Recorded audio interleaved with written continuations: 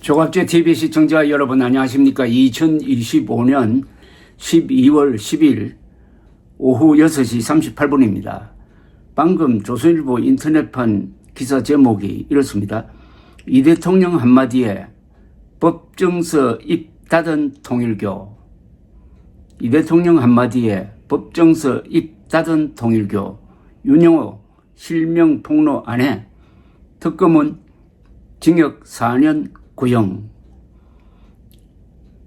어제 이재명 대통령이 통일교를 해산하는 법적 검토를 하라고 지시하는 내용이 국무회의를 통해서 공개가 되었습니다. 그러자 한동훈 전 국민의힘 대표가 이것은 오늘로 예정된 윤영호 관련 재판에서 윤영호 씨가 민주당 사람들에게 돈 준 것을 폭로하지 말라, 폭로하면 가만 안 있겠다고 하는 일종의 입틀막 압박이다 라면서 오늘 진실을 말하는 게 좋을 것이다, 진실을 말하지 않으면 더 어렵게 될 것이다 라는 글을 썼는데, 기자들도 오늘 윤영호 씨가 무슨 말을 할까, 특히 최후 진술을 통해서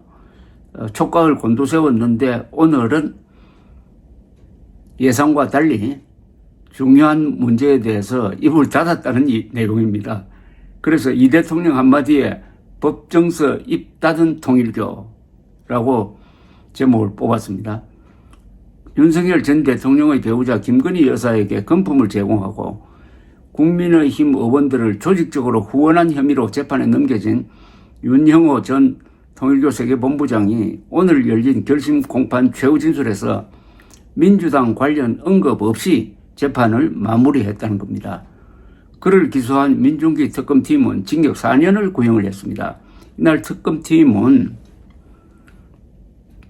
윤 전 본부장의 정치자금법 혐의에 대하여 징역 2년, 횡령 및 청탁금지법 위반과 증거인멸 등 나머지 3개 혐의에 대해 징역 2년을 각각 구형하여 총 4년 구형이 되었습니다. 선고기일은 내년 1월 28일 오후 3시로 지정이 되었습니다. 특검팀은 구형에 앞서 최종 의견 진술에서 통일교의 세력 확장과 자신의 영향력을 확대하기 위해 정치 세력과 결탁했다면서 대의민주주의를 훼손하는 중대한 범죄이며 국민 신뢰가 송두리째 흔들리는 중대한 결과가 초래됐다고 말했습니다. 이에 대해 윤 전 본부장 측은 앞선 재판과 마찬가지로 특정 정당에만 지원한 것은 아니라고 주장했습니다.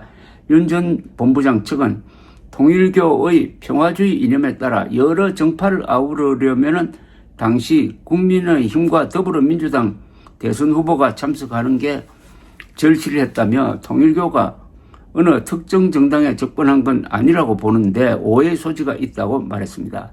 애초에 윤 전 본부장이 오늘 결심 공판에서 민주당 지원과 관련한 폭로를 할 것이란 전망이 나왔지만은 윤 전 본부장은 재판 막바지 최후 진술에서 민주당 관련 언급을 하지 않은 채 재판을 마쳤습니다. 통일교 한학자 총재의 최측근이자 통일교 세계본부장이었던 윤 전 본부장은 통일교 소유의 자금 집행을 결정하는 업무를 맡은 인물이었습니다. 윤 전 본부장은 2022년 건진법사 전승배 씨를 통하여 김 여사에게 그라프 다이아몬드 목걸이와 샤넬 가방 등을 건넨 혐의 등으로 재판에 넘겨졌습니다. 그는 통일교의 캄보디아 메콩강 개발 사업 지원, 통일교의 YTN 인수, UN 제5사무국 한국 유치, 대통령 취임식 초청 등의 통일교 교단 현안을 성사시키고자 금품을 제공한 것으로 조사가 되었습니다.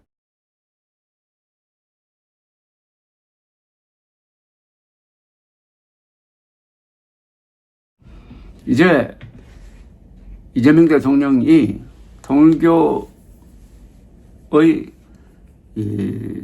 어떻게 보면 정교 유착, 정치와 유착된 혐의에 대해서 성역 없이 수사하라는 지시를 내렸습니다. 그렇다면은 여기에 대한 통일교 측의 대응은 어떻게 나올 것이냐.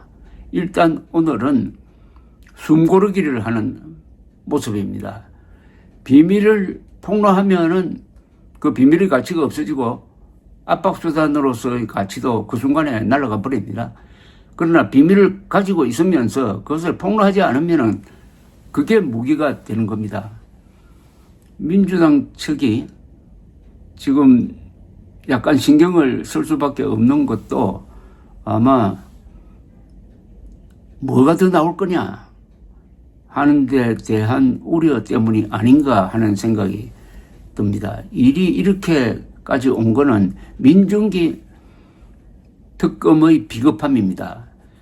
지난 8월 이미 민주당 측에 돈을 제공했다는 진술을 확보하고도 수사에 착수하지도 않고 이게 특검법 대상이 아니라면은 다른 수사기관에 넘겨야 되는데 그것도 하지 않고 뭉개고 있다가 최근에 한겨레, 중앙일보 등의 언론 보도가 잇따르니까 비로소 발표하기를 이거는 특검법 대상이 아니다 라고 빠져나가려고 했는데 이미 늦었습니다.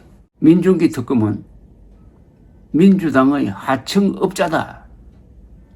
이것은 구속감이다 라고 하는 한동훈 전 대표의 말이 오히려 더 힘을 발휘하는 상황에서 대통령까지 나서서 성역 없는 수사를 지시한 것은 일단 민주당이 수세적 입장으로 몰리고 있다는 이야기죠. 앞으로 성역 없는 수사가 진행되면은 국민의힘보다는 민주당 쪽에서 다치는 사람이 더 많이 나올 가능성도 있습니다. 현재 4천만 원을 받은 것으로 지금 주장되고 있는 사람이 부산시장 후보일 가능성이 높아지는 전재수 해수부 장관이다 라는 것이 일단 최초의 이름으로 특정되기 시작했습니다. 아마 앞으로 계속 실명이 거론될 인물들이 많을 것입니다. 정교 유착의 전형적인 사례는 분명한데 이 통일교의 경우에는 일본에서 이미 말썽을 일으켰습니다. 2022년 여름에 아베 전 수상이 피살된 것이 그 범인의 어머니가 통일교에 빠져가지고 집안 재산을 다 갖다 바친 데 대한 그 아들의 불만이 통일교와 친했던 아베 전 수상에게 넘어가서 백주에 사제총으로 암살하는 비극이 있었고 그 이후에 정치권과 일본 정치권입니다. 일본 정치권과 통일교의 유착관계가 집중적으로 보도되면서 결국은 기시다 내각이 붕괴되고 말았습니다. 이 통일교의 본부가 있는 한국에서는 일본에서보다 더 아마 활발한 정치권 로비가 있었을 것으로 보이는데 일단은 지금 권성동 국민의힘 의원만이 구속되어 재판을 받고 있습니다. 앞으로 수사를 더 진행하면은 다칠 사람이 민주당 쪽에서 더 많이 나올 것이다 하는 게 현재의 전망이고 그 규모가 의외로 커질 가능성도 있습니다. 그런 가운데 오늘 윤영호 씨가 최후 진술에서 사실상 입을 닫았다 하는 것은 여러 가지 지금 상상을 불러일으키고 있습니다. 일단 통일교 게이트는 터졌습니다. 한동훈 전 대표는 아무도 막을 수 없다. 이재명 할아버지라도 막을 수 없다라는 표현까지 쓰고 있는데 이 통일교 게이트의 핵심은 민주당 저기 얼마나 많은 돈을 받았고 얼마나 많은 정치인들이 연루되었느냐 하는 것도 있지만 그보다는 민중기 특검이 이런 중대한 정보를 범죄 정보를 입수하고도 그것을 4개월 이상 뭉갰고 그렇게 돼가지고 공소시효가 끝났을 가능성이 있다. 그래서 돈 받은 사람이 처벌을 받지 않는 상태로 갈 수도 있다. 왜 4개월 동안 뭉갰느냐? 왜 국민의힘만 수사했느냐? 하는 이런 이 편파성의 문제입니다. 이거는 직무유기나 직권남용처럼 형사범죄입니다.